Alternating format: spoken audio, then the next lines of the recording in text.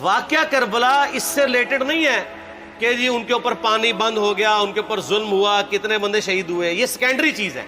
اصل چیز ہے کربلا ہوئی کیوں نبی علیہ السلام کی محنت کو 50 سال کے اندر اس لیول تک پہنچا دیا گیا کہ ہزاروں صحابہ زندہ ہیں اور نبی صلی اللہ علیہ وآلہ وسلم کی پوری اولاد ذبح کر دی جاتی ہے.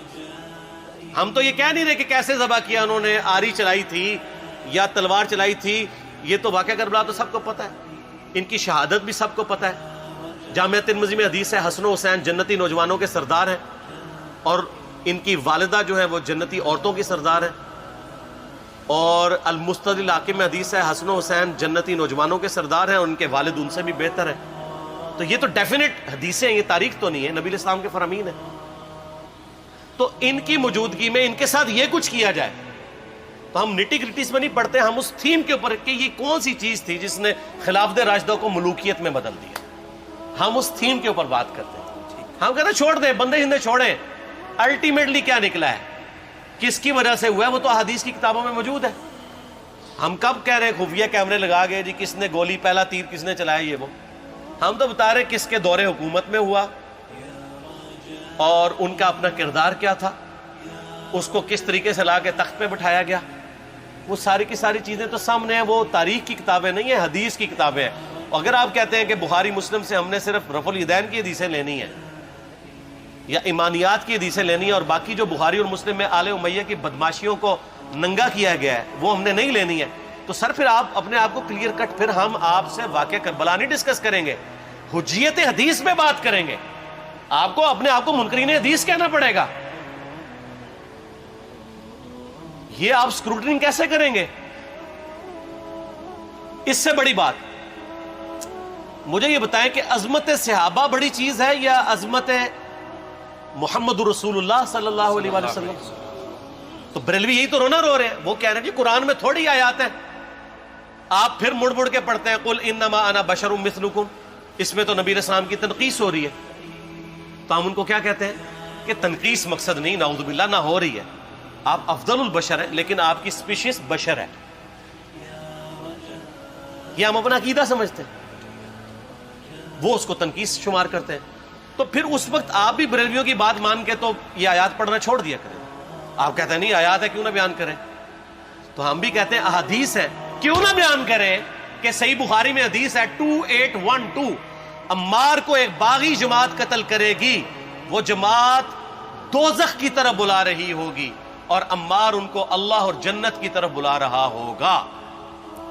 اب اس کے نرغے میں جو آتا ہے وہ آئے، میں اپنے نبی سے ٹکر لے لوں آپ لوگوں کے منہ کا خیال رکھتے ہوئے کہ میں نبی علیہ السلام کو کہوں کہ آپ نے کیوں ایسی بات کر دی کہ مولا علی کے مخالفین کو آپ نے دوزخ کی طرف بلانے والی جماعت کہہ دیا. تو لیں آپ ٹکر، جائیں سیدھا دوزخ میں. اور تھوڑی جرت کریں، آپ یہ کہا کریں کہ اے اللہ، اپنے لیے کہا کریں کہ اللہ تعالیٰ آپ کا حشر یزید اور یزید کے آباء و اجداد کے ساتھ کرے اور اس کی اولاد کے ساتھ. ہم کہتے ہیں کہ اللہ تعالیٰ ہمارا حشر جو ہے وہ مولا حسن حسین، مولا علی علیہم السلام اجمعین اور اہل بیت کے ساتھ کرے، آمین. اور آپ میں تو اتنی جرت نہیں آپ یہ بات بھی کر سکیں کیونکہ ان کو پتہ ہے. تو نبی علیہ السلام کی احادیث کو بیان کرنے کو یہ سمجھتے ہیں کہ جی اس سے مصیبت کھڑی ہو جائے گی، تو اپنے آپ کو منکرین حدیث ڈکلیئر کریں. پھر حجیت حدیث کا مقدمہ ڈسکس ہوگا، پھر کربلا نہیں ڈسکس ہوگی. اور یہ ٹی وی پہ بھی آ کے مولوی بیٹھے ہوتے ہیں، سنیوں کے بھی شیعوں کے بھی، مڑ مڑ کے جی وہ یزید نے یہ کر دیا. وہ یزید نے کیا کیا ہے یار؟ وہ تو سسٹم کا نمائندہ بن کے آیا جو پیچھے سے خراب تھا. یزید کو لے کے بیٹھے ہیں، یزید یزید یزید یزید. بھائی پیچھے سے معاملہ خراب ہوا. اگر نہیں یقین آتا تو یہ بخاری مسلم کی میں نے آلموسٹ 200 سے زیادہ احادیث مین اسٹریم کی کتابوں سے اکثر بخاری مسلم سے جمع کیے، پڑھے. اور سر میں نے تو ان کو چیلنج دیا ہے یہ حدیثیں پڑھ کے نا اپنے ممبروں سے صرف ان حدیثوں کی تشریح اپنی پبلک کے سامنے کر دیں. نہیں کر سکتے تو وہ لعنت کے مستحق تو ہو رہے ہیں حق چھپا کے، اور قیامت دن کے منہ پہ لگام ڈالیے. اور پھر مڑ مڑ کے کہتے ہیں نہیں جی وہ کچھ چیزیں خاص ہوتی ہیں وہ عوام الناس کے سامنے نہیں کرنی چاہیے. وہ صحابہ کرام بھی بعض اوقات ایسی باتیں پبلکلی نہیں کرتے تھے. میں نے اس کے اوپر بڑا ایک میرا کلپ ہے یوٹیوب پہ، مولا علی سے متعلق 5 جھوٹ. تو میں نے کافی ساری چیزیں اس میں ڈسکس کی ہیں. لیکن میں یہ کہتا ہوں کہ اللہ کے بندو، جو چیزیں نبی علیہ السلام نے منع کی ہیں بیان کرنے سے وہ تو ہم ڈسکس کر بھی نہیں رہے. میں نے آج تک آپ کو منافقین کے نام بتائے؟ آپ نے حذیفہ ابن یمان کو بتائے تھے نا آپ صلی اللہ علیہ وسلم نے؟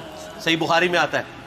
تو میں نے آپ کو بتائے، آپ رازدار رسول تھے، ختم ہوگی بات. میں نے کبھی ڈسکس کی ہے؟ اگرچہ میں نے صحیح مسلم کی حدیث 7035 نمبر ڈسکس کی ہے کہ نبی علیہ السلام نے فرمایا میرے صحابہ میں 12 منافق ہیں، وہ کبھی بھی جنت میں داخل نہیں ہوں گے یہاں تک کہ سوئی کی ناکے سے اونٹ نہ گزر جائے، اور ان میں سے 8 ایسے ہے جس کی کمر پہ دوبیلا پھوڑا نکلے گا. میں نے آج تک آپ کو بتایا کہ کس کس کی کمر پہ دوبیلا پھوڑا نکلا اور اس کی موت اسی پھوڑے میں ہوئی ہے؟ بتایا؟ تو میں تو وہ چیزیں ڈسکس بھی نہیں کر رہا، میں وہ چیزیں ڈسکس کر رہا ہوں جو نبی علیہ السلام نے علامات النبوہ میں بتائی ہیں. یہ امام بخاری حدیث نبوت کی دلیل کے چیپٹر میں لے کے آئے ہیں، اور امام بہقی نے 3500 احادیث پر مشتمل ایک کتاب لکھی ہے دلائل النبوہ، کہ ہم نبی صلی اللہ علیہ وسلم کو نبی کیوں مانتے ہیں، اس کے اوپر. اور اس میں یہ ساری حدیثیں عمار بن یاسر کے قتل والی لے کے آئے ہیں، بتانے کے لیے کہ دیکھیں ہمارے نبی علیہ السلام کی نبوت کی دلیل ہے کہ آپ نے اپنی وفات کے آلموسٹ 30 سال کے بعد ہونے والے واقعے کو پہلے ہی بتا دیا. یہ حدیثیں چھپانے والی نہیں، بیان کرنے والی ہیں، علامات النبوہ کی حدیثیں. آپ کہتے ہیں چھپائیں. اگر کوئی حدیث دنیا میں نہیں چھپائی جا سکتی نا تو وہ علامات النبوہ والی حدیث ہے، کیونکہ وہ تو نبی صلی اللہ علیہ وسلم کی نبوت کو جسٹیفائی کرتی ہے.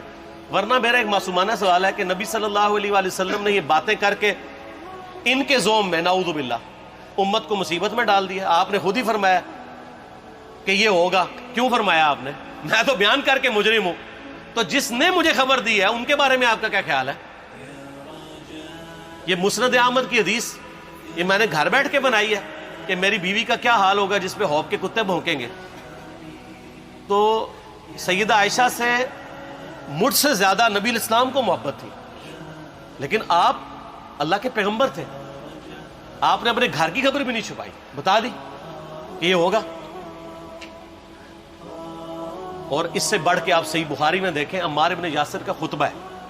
میں نے یہ سارا، پریشان نہیں ہونا، یہ ریسرچ پیپر میں سارا کچھ موجود ہے اور کوئی چیز بھی ایسی نہیں جو اس میں سکپ ہو. صحیح بخاری میں خطبہ ہے کہ عمار ابن یاسر کو مولا علی نے بھیجا کوفے میں.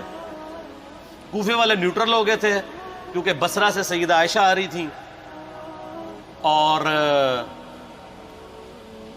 وہاں پہ انہوں نے کہا نہ ہم سیدہ عائشہ کا ساتھ دیں گے نہ مولا علی کا دیں گے. تو عمار ابن یاسر کو تیار کرنے کے لیے، یعنی وہاں کے جو عوام تھی اس قتال کے لیے، مولا علی نے بھیجا. تو سیدنا عمار ابن یاسر نے وہاں پہ کوفے کے ممبر پہ خطبہ دیا. بخاری کے الفاظ ہیں، اوپر والی سیڑھی پہ عمار ابن یاسر نے حسن ابن علی کو بٹھایا، حالانکہ حسن ابن علی سے 4 گنا بڑی عمر تھی عمار ابن یاسر کی، 90 پلس ہو چکے ہوئے تھے، 3-4 گنا ان کی عمر تھی، لیکن اہل بیت کا احترام کیا. خود نچلی سیڑھی پہ بیٹھے. بخاری کے الفاظ ہیں کہ اے لوگو اللہ نے تمہیں آزمایا ہے، ایک طرف دنیا اور آخرت میں تمہارے نبی کی بیوی ہے سیدہ عائشہ، دنیا اور آخرت میں، یعنی عزت اپنی جگہ قائم. یہاں لوگ سمجھتے ہیں کسی کی غلطی آ گئی تو پتہ نہیں کیا ہو گیا. وہ یار اس کا مرتبہ اپنی جگہ ہے، غلطی اپنی جگہ ہے، پیغمبر نہیں ہے وہ. اور دوسری طرف علی ابن ابی طالب ہے. اللہ اب دیکھے گا تم عائشہ کی اطاعت کرتے ہو یا اللہ کی. علی کی نہیں، اللہ کی. کیوں؟ یا ایھا الذین آمنوا اطیعوا اللہ واطیعوا الرسول واولی الامر منکم. ان کا اولو الامر مولا علی ہیں، ان کی اطاعت واجب ہے. یہ اللہ نے آزمایا ہے کہ اللہ کی اطاعت کرتے ہو یا عائشہ کی. اور آپ حیران ہوں گے یہ حدیث امام بخاری حضرت عائشہ کی فضیلت والے چیپٹر میں لے کے آئے ہیں. اگر امام بخاری مشورہ کر لیتے نا ناسبیوں سے تو انہوں نے کہا تھا سر آخری صحیح رکھو، پچھلے والا رہن دو، بلکہ پچھلے والا رکھو آخری والا رہن دو، کہ عائشہ دنیا اور آخرت میں. وہ حدیث گھڑنے کا میں آپ کو طریقہ بتاتا ہوں، کاٹ چھانٹ کرنے کا. وہ آدھی حدیثیں لکھتے ہیں نا، آدھی حدیث ایسے لکھتے ہیں امام بخاری کہ سیدہ عمار ابن یاسر نے خطبے کے دوران فرمایا کہ سیدہ عائشہ دنیا اور آخرت میں تمہارے نبی کی بیوی ہے، بس. لیکن امام بخاری نے پوری حدیث لی ہے، آگے وہ بھی ڈالا ہے کہ اللہ آزما رہا ہے کہ عائشہ کی اطاعت کرتے ہو یا اللہ کی، جیسے آپ کے علماء کر رہے ہیں۔ صحیح مسلم کی حدیث 6488 آدھی بیان کرتے ہیں سارے مولوی، بریلوی، دیوبندی، اہل حدیث، سب، میرے صحابہ کو برا مت کہو، اگر تم میں سے کسی نے احد پہاڑ کے برابر بھی سونا خیرات کر دیا اور میرے صحابہ نے ایک مد یعنی 600 گرام خیرات کی، آدھا کلو، اس کے آدھے کو بھی نہیں پہنچ سکتا بس۔ حالانکہ یہ مسلم کی حدیث سٹارٹ اس سے ہوتی ہے کہ عبد الرحمن بن عوف کو خالد بن ولید نے گالیاں دی جھگڑے کے دوران، حالانکہ دونوں مسلمان تھے، دونوں صحابی تھے۔ آپ نے حضرت خالد بن ولید کو بلا کے ڈانٹا، فرمایا تم میرے صحابہ کو برا مت کہو۔ تو خالد بن ولید نے تو آگے سے نہیں کہا حضور میں بھی صحابی ہوں۔ ان کو پتا تھا کہ عبد الرحمن بن عوف نے اس وقت اسلام قبول کیا جب اسلام کا مطلب تھا مار، تکلیف اٹھانا، اور خالد بن ولید نے گولڈن پیریڈ میں صلح حدیبیہ کے بعد اسلام قبول کیا۔ میں اب تم لوگ یہ کر رہے ہو، تم لوگ اگر احد پہاڑ کے برابر بھی سونا خیرات کر دو، یعنی صلح حدیبیہ کے بعد والے لوگ میرے ان کے برابر نہیں ہو سکتے۔ اور جو فتح مکہ پہ معافی مانگ کے مسلمان ہوئے ہیں طلقاء، مؤلفۃ القلوب آل امیہ، ان کا تو لیول ہی کچھ نہیں ہے۔ یہاں تو خالد بن ولید کے بارے میں یہ بات کی جا رہی ہے، اور پھر وہ مؤلفۃ القلوب اپنے زمانے میں ممبروں پہ سب و شتم کروائیں سیدنا علی پر، تو سب سے پہلے تو ان کو کہنا چاہیے جن کے بارے میں حدیث تھی کہ تم صحابہ کو گالی مت دینا۔ ہم نے تو خیر کبھی دی بھی نہیں ہے۔ اور میں یہ آخری جملہ ان کو ایسا بولتا ہوں کہ جو ان کے دماغ تک ڈرل کر جائے گا کہ آل امیہ نے جو کچھ اپنے دور کے اندر سیدنا علی کی گستاخیاں کی ہیں نا، ہم نے تو ویسی کوئی ایک گستاخی بھی آل امیہ کے بارے میں نہیں کی ہے۔ میں نے آج تک آل امیہ کے اوپر بائی نیم کسی کے اوپر لعنت کی ہے؟ حالانکہ یہ مولا علی پہ کرتے رہے، یہ ہے لعنتی خود ہو گئے نا، جب مولا علی پہ لعنت کی تو لوٹ آئی۔ مسند ابی اعلیٰ میں صحیح سند کے ساتھ حدیث موجود ہے، مسند احمد میں بھی موجود ہے کہ سیدنا علی کو جس نے گالی دی اس نے رسول اللہ کو گالی دی صلی اللہ علیہ وسلم۔ جب ام سلمہ نے کہا تھا، شیخ زبیر صاحب نے اس کو تحکیم میں صحیح لکھا ہوا ہے فوٹ نوٹ کے اوپر، کہ لوگوں تمہارے ممبروں پر رسول اللہ کو گالیاں دی جاتی ہیں، تو انہوں نے کہا معاذ اللہ، ہم کب کہیں گے، ایسا نہیں ہو سکتا۔ تو ام سلمہ نے کہا تم لوگ علی اور اس سے محبت کرنے والوں پہ گالی گلوچ نہیں کرتے ہو کیا؟ جبکہ میں نبی کی بیوی کہتی ہوں کہ سب سے زیادہ رسول اللہ سے محبت، سیدنا علی سے محبت نبی صلی اللہ علیہ وآلہ وسلم کرتے تھے۔ لہٰذا جب یہ تم کہتے ہو نا علی پر لعنت، علی سے محبت کرنے والوں پہ لعنت، تو یہ لعنت تو تم نبی علیہ السلام تک لے کے جا رہے ہو، نعوذ باللہ، کیونکہ علی سے محبت کرنے والا پہلے نمبر پہ نبی صلی اللہ علیہ وآلہ وسلم ہے۔ اور پھر کہتے ہیں سب کا مطلب تنقید ہے، اور نہ، پرانیاں گلاں، پرانے بابے، پرانے بزرگ، جھوٹے ہو۔ صحیح مسلم کھولو 6229، غدیر خم سے اگلی حدیث، لعن اللہ ابا التراب کے الفاظ ہیں، مٹی والے ابن ابی طالب پر لعنت، یہ الفاظ موجود ہے۔ سب کا ترجمہ لعنت ہی ہے، تنقید نہیں ہے۔ اچھا پھر میرا معصومانہ سوال ہے کہ اس کا مطلب ہے صحابہ پہ تنقید کرنا اچھا کام ہے؟ کہیں گے نہیں، تو بتاؤ یہ برا کام کون کرتا تھا؟ شیعہ کا ابا کون ہے؟ رافضیوں کا ابا کون ہے؟ آل امیہ۔ تو لہذا شیعہ نو میں کہنا کہ تسی شیخین کے اوپر بکواس اور تبرہ کرنے کی بجائے نا، آپ لوگوں کو حقائق بتائیں کہ ٹوٹی کمند کہاں۔ یہ سب مجرمین آل امیہ ہے، اور یہ آل امیہ اور بنو ہاشم کی لڑائیاں نبی علیہ السلام کی بعثت سے پہلے چل رہی تھی، صدیوں سے چل رہی تھی۔ وہ تو پھر اللہ نے بنو ہاشم کو نبوت کے لیے چنا، تو ان کو یہ پھر جیلسی ہضم نہیں ہوئی، وہ چیز آگے چلتی تھی۔ خیر چھوڑ دیں، ایک تلخ ٹاپک ہے۔